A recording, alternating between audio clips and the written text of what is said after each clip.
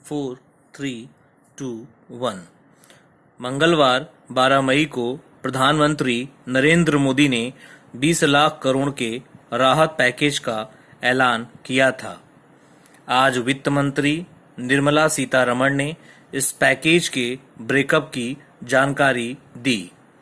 वित्त मंत्री ने कहा कि स्पेशल पैकेज में से लघु एवं मध्यम उद्योगों यानी एमएसएमई के लिए 3 लाख करोड़ रुपए का लोन दिया जाएगा।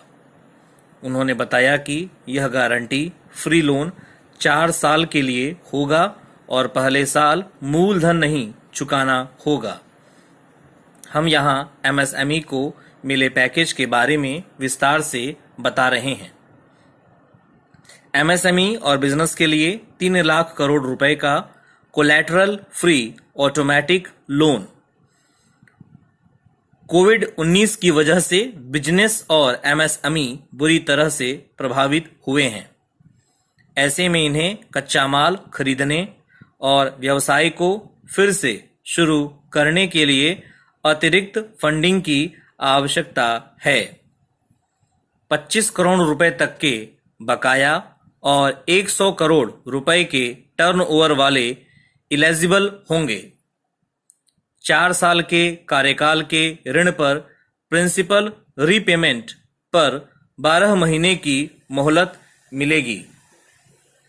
मूल और ब्याज पर बैंकों और एनबीएफसी को 100 क्रेडिट गारंटी कवर योजना का लाभ 31 अक्टूबर 2020 तक लिया जा सकता है।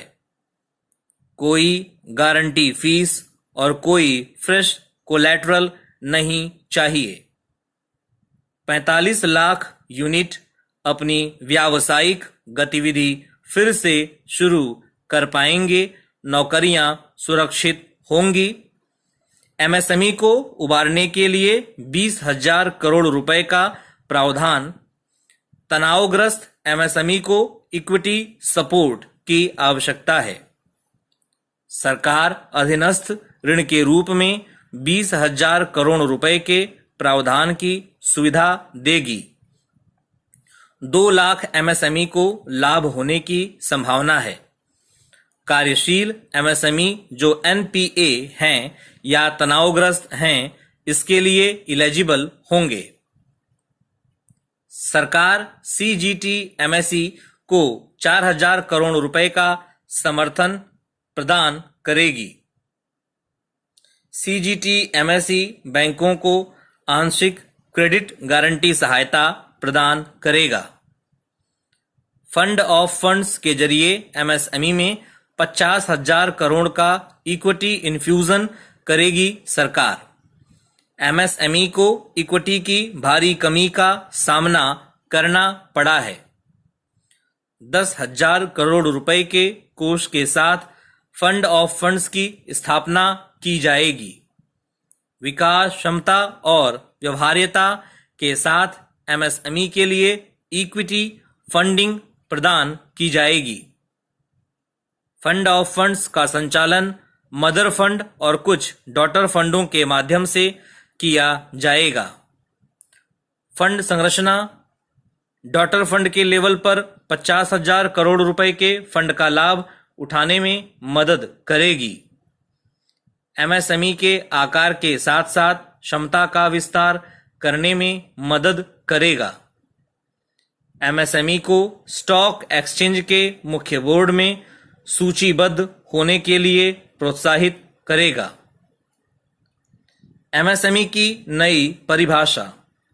सरकार की स्कीम का फायदा पहुंचाने के लिए सभी छोटे उद्योगों को शामिल किया जाएगा। एमएसएमई की परिभाषा को बदलकर उसमें इस तरह के उद्योगों को शामिल किया जाएगा जिससे उन्हें फायदा हो।